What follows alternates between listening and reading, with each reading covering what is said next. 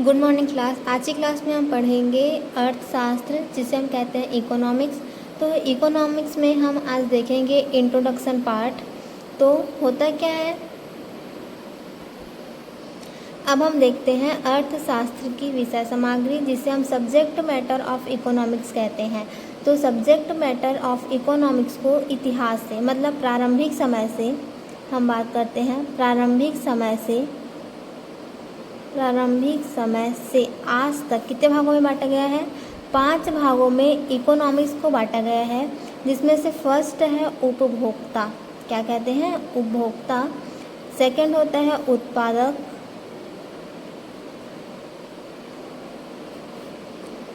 Third होता है विनिमय, मतलब एक्सचेंज। और फोर्थ में होता है वितरण। एंड फिफ्थ में होता है राजस्व।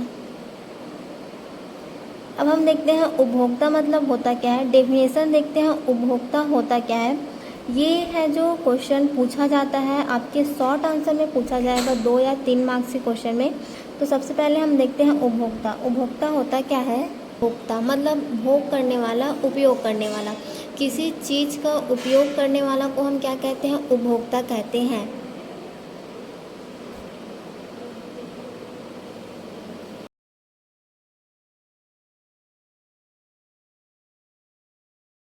अब सेकंड देखते हैं उत्पादक। तो उत्पादक मतलब होता है उत्पन्न करना। अगर हम किसी चीज़ को उत्पन्न करेंगे तभी तो उस चीज़ का उपयोग करेंगे ना।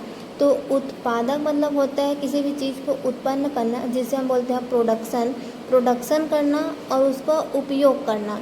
तो उत्पादक मतलब उस चीज़ को उत्पन्न करना और उपभोक्ता मतलब उस चीज़ का उपयोग करना। पहले तो हम उस चीज़ को बनाने के बाद उसका क्या किए? उपयोग किए। तो ये होता है उत्पादक और ये होता है उपभोक्ता। ठीक है, किसी भी चीज़ को उत्पन्न करना क्या कहलाता है? प्रोडक्शन करना ही क्या कहलाता है? उत्पादक कहलाता है। ठीक है। थर्ड, अब हम देखते हैं विनिमय। तो विनिमय होता क्यों है? तो किसी भी चीज़ के उत्पादन की आवश्यकता, मतलब किसी भी चीज़ की आवश्यकता की पूर्ति के लिए किसी भी चीज़ का क्या किया जाता है? ट्रांसफ़र किया जाता है। जैसे कि हमारे यहाँ, हमारे देश में कुछ चीज़ें हैं वो बाहर से मंगाया जाता है, और जिस चीज़ हमारे देश में ज़्यादा है उसको दूसरे देशों में भेजा जाता है। तो यही क्या हो गया? विनिमय, है ना। एक देश से दूसरे देश से सामान को ले जाना और लाना ही क्या कहलाता है? विनिमय कहलाता है। तो इसे हम इस प्रकार लिखेंगे कि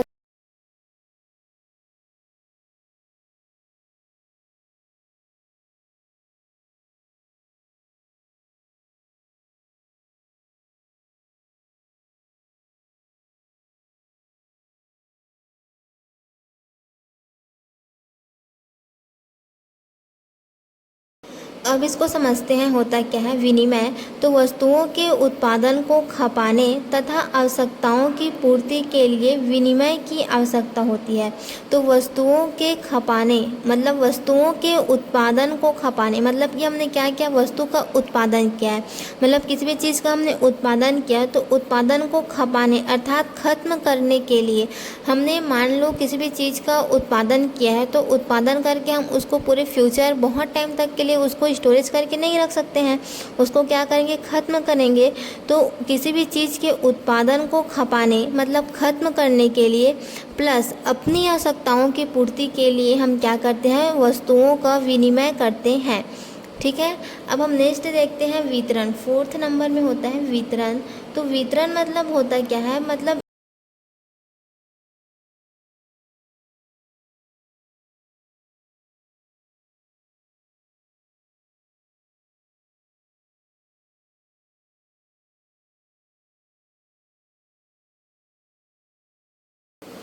अब हम देखते हैं राजस्व। तो राजस्व में होता क्या है कि अर्थशास्त्र का यह 5वां भाग है, इसको 2 भागों में बांटा गया है ना। तो इसमें क्या होता है कि इस विभाग में सार्वजनिक आय या फिर सार्वजनिक ऋण के सिद्धांत तथा कोई भी घाटा हो रहा है तो उसमें प्रशुल्क नीति आदि महत्वपूर्ण बातों का अध्ययन किया जाता है।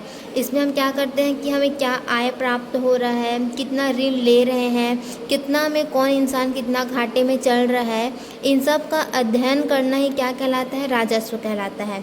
इसको हम इस प्रकार लिख सकते हैं कि अर्थशास्त्र के 5वें विभाग में सार्वजनिक। अब हम देखते हैं राजस्व को दो भागों में बांटा गया है। इसे हम ऐसे समझ, राजस्व को दो भागों में बांटा गया है। एक होता है माइक्रो और एक होता है मैक्रो। तो अब हम देखते हैं माइक्रो इकोनॉमिक्स। तो माइक्रो इकोनॉमिक्स में होता क्या है कि किसी भी, माइक्रो मतलब कि क्या होता है, छोटा या फिर सूक्ष्म। तो सूक्ष्म मतलब छोटा, या फिर किसी भी एक पर्टिकुलर आदमी या फिर एक पर्टिकुलर परिवार की बात करते हैं। तो मतलब इको अर्थशास्त्र की वह शाखा है जिसमें किसी व्यक्तिगत इकाई के आर्थिक व्यवहार का अध्ययन किया जाता है।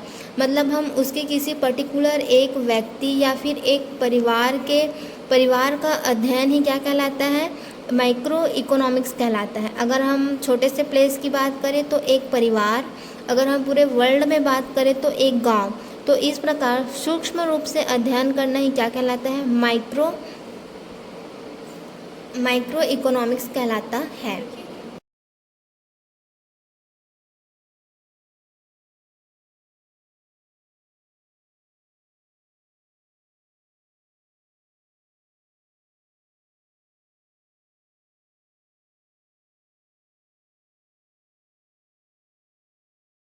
क्या है कि अर्थशास्त्र की वह शाखा है जिसके अंतर्गत हम किसी व्यक्ति या फिर व्यक्ति इकाई का अध्ययन करते हैं, वह सूक्ष्म अर्थशास्त्र जिसे हम माइक्रो इकोनॉमिक्स कहते हैं। अब हम बात करते हैं माइक्रो इकोनॉमिक्स। तो माइक्रो इकोनॉमिक्स में क्या होता है, माइक्रो मतलब क्या होता है, बड़ा, विशाल, अति विशाल, है ना। तो इसमें होता है कि माइक्रो इकोनॉमिक्स में होता क्या है कि किसी भी चीज़ का अध्ययन बहुत ही विशाल रूप से करना, बड़े पैमाने पर अध्ययन करना ही क्या कहलाता है, माइक्रो इकोनॉमिक्स कहलाता है। जैसे कि हम देख सकते हैं,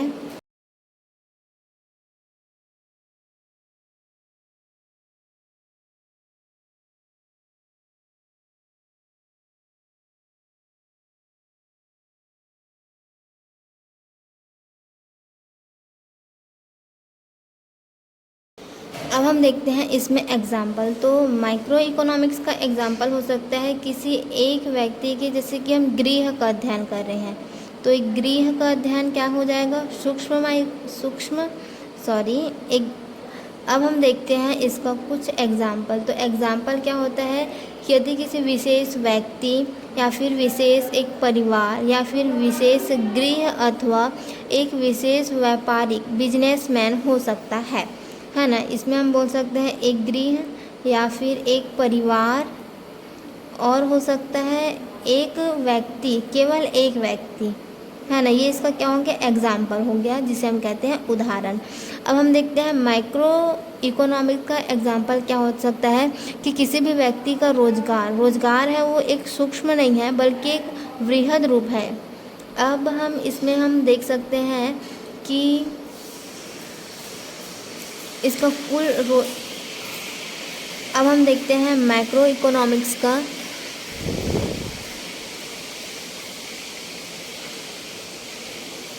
अब हम देखते हैं माइक्रो इकोनॉमिक्स का एग्जाम्पल। तो कुल रोजगार, किसी भी व्यक्ति को कुल रोजगार या फिर उसकी कुल पूर्ति या कुल बचत, उसका कुल उपयोग, ये सारी चीज़ें क्या कहलाता है, माइक्रो इकोनॉमिक्स कहलाता है।